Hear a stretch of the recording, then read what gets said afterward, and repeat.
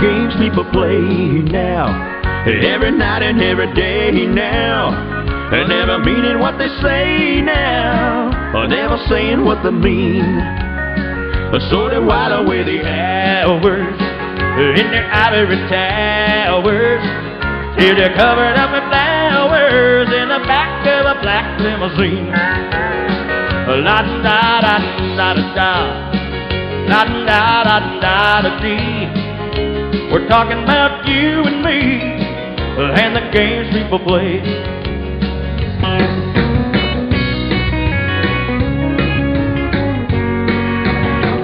People walking up to you, sing glory hallelujah, and they're trying to sock it to you in the name of the Lord. La-da-da-da-da-da, la-da-da-da-da-dee. We're talking about you and me and the games people play. Yeah, we're talking about you and me and the games people play. Yeah, the games people play. Our family was somewhat musical, and I came from an ethnic background. And the first instrument that I wanted to play was the keyboards. We couldn't afford a keyboard. So what he suggested is, why don't you have your son learn to play the accordion, and he'll learn how to play a keyboard instrument at the same time, and he'll be able to expand from there. And what happened was I switched instructors at the time, and he said to me, he said, Ron, he says, I tell you what, he says, we're going to stop trying to teach you Flight of the Bumblebee, and we're going to teach you some things that people want to dance to, and you're going to make money playing this instrument. And that's when I really began to enjoy it, because I finally got to do some of the things that I wanted to play or make people happy with and get them dancing, and you know, and that's kind of where it went from there. I remember when I was maybe 3-4 years old, we had one of these small little one-thing type turntables with the 78 records, and I'd sit there and play those records over and over and over again. My parents listened to one radio station all the time in Milwaukee, which at the time was called WMIL 1290 AM. And for whatever reason, I enjoyed listening to the realism of the lyrics of country at that time, which was real stories about real people with real issues, whether it was a happy song or whether it was a sad song. But those were the things that probably were my earliest influences. As a kid, I always wanted to be that cowboy since I was 5 years old. It was sort of like in my bones to constantly want to go on an adventure, ride my horse into the open prairie. When I listened to these stories that were in country music, you couldn't help but maybe, make a comparison to some of the lyrics that were out there. And there was a song that Merle Haggard wrote that was "Take a Lot of Pride in What I Am," which was kind of like about that time frame. I've never been nobody's idol, but at least I got a title, and I take a lot of pride in what I am. Those kind of songs really influenced me at that time, because coming from a broken home and everything, take a lot of pride in what I am meant a lot to me at that time, and I think that really made me rediscover people like Merle Haggard for their lyrical writing, and how close it comes to people's lives. I've had a lot of interest in a lot of styles of music, and as I was a kid growing up, I mean, everything from Beatles to classic rock to swing to jazz. I think the one thing that stuck with me, and the thing that I felt I did the best, was country. Probably because it was also sort of part of my soul. Just the ladies yell out suey. As a solo entertainer, I try to be 5 guys on stage. I'm trying to be everything. I mean, you're getting a lot with me. From comedy.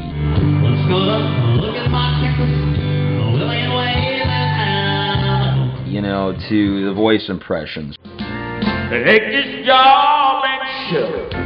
I ain't working it no more. To danceable, having people get out there and dance. I'm into, audience participation, and I do whatever I can to get the people involved, Need you meet me in the hallway. Twice on the pipe. Need you ain't gonna show. Very good.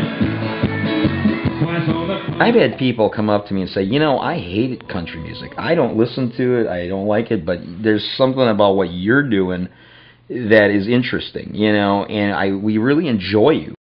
I guess I'm just happy when they're happy, you know. I mean, I go to great lengths to just really get my audience involved and be happy.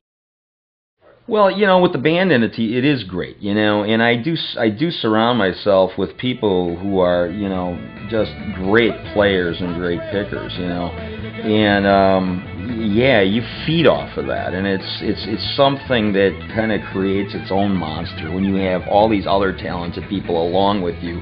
It makes my job a lot easier, first of all. You know, when you have the likes of some of the great entertainers that I've been lucky enough to work with on stage, you know, like Tommy Graywolf, you know, who worked with Brooks and Dunn on fiddle, you know, and bass player Mike Spellman, you know, 8 years in Nashville working with people like Tanya Tucker and, you know, other great country entertainers. All the people that I try to surround myself in the band entity, you know, are all pros and national performers. They're all great musicians. I try to take that audience and almost make them feel like they're on that stage with me, you know, and feel that energy and that excitement. When you got the band entity, you are getting, like I said, all these other great musicians as a part of that. I think if you talk to the guys, I think they feel the same way that I do, and I think they know where I'm coming from with that, and I'm pretty unselfish when it comes to that, and I like to include them, you know, and make them feel that they're just as much a part, you know. Yeah, I got a pleasure to play with Ron a few times in the last couple of years. I've known Ron for quite a long time, so I know where he's coming from. And every once in a while, I'll even sneak out and catch his singles act. Just see what's going on, and I just see the crowd, and they really get into it. Ron's got pitch. He's singing a song that's going to be dead on, and that's good to work with. Played Lakewood, and he had the motorhome up there, and they had this huge spread of food, man, this big layout, and it was like sitting around the campfire, you know. I mean, if that ain't country, you know. Yeah, and it was real food. It wasn't catered from someplace. It was homemade. It makes you feel like family, you know. Good. Yeah. Ron's the real deal. I mean, he's down home. There's no put on, not an ounce of put on. He also gives us freedom to let loose and jam, so for me, it's best of both worlds. Great personality and a great friend. Takes me back home. It's great. What makes a great performance for me is knowing that the audience is satisfied. Putting that smile on their face, feeling that back from them. I'm not in this job for my ego. I'm in it because I love it. If I can come away and have those people say, wow, then I've done my job. Here we go, little Papa Top music. In the band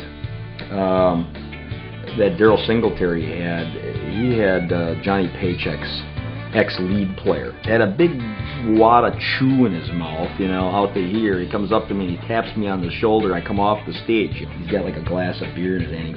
He goes, I just want to tell you, I worked with Johnny Paycheck for 15 years. That's the best damn paycheck I ever heard, man. That's a great paycheck. I worked with Johnny Paycheck, and that was the best damn paycheck I ever heard, you know.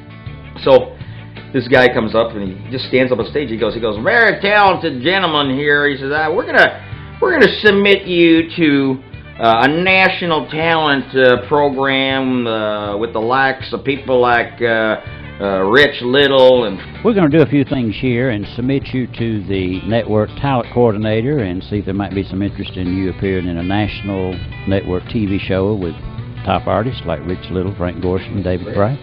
I'll do President John F. Kennedy, and you do President Nixon. I am not a crook. I am not a crook. In fact, a lot of people say, Richard Nixon, you should be impeached. I just say, pardon me? Big hand for a talented gentleman. Yeah. All right, nice job. Y'all lied, right? There you go. I really like the way. Now I really remember why I like playing with Ron. There we go. I want you to do the dog. The dog? Yes. I'll get a spark plug. Okay, I'll do the dog. Okay. So long, Goofy. Okay, first of all, what's your name? Jody. Jody. You mind if I call you Jody? How about tomorrow? Unbelievable. I hope you're rolling. That was good. Oh, man.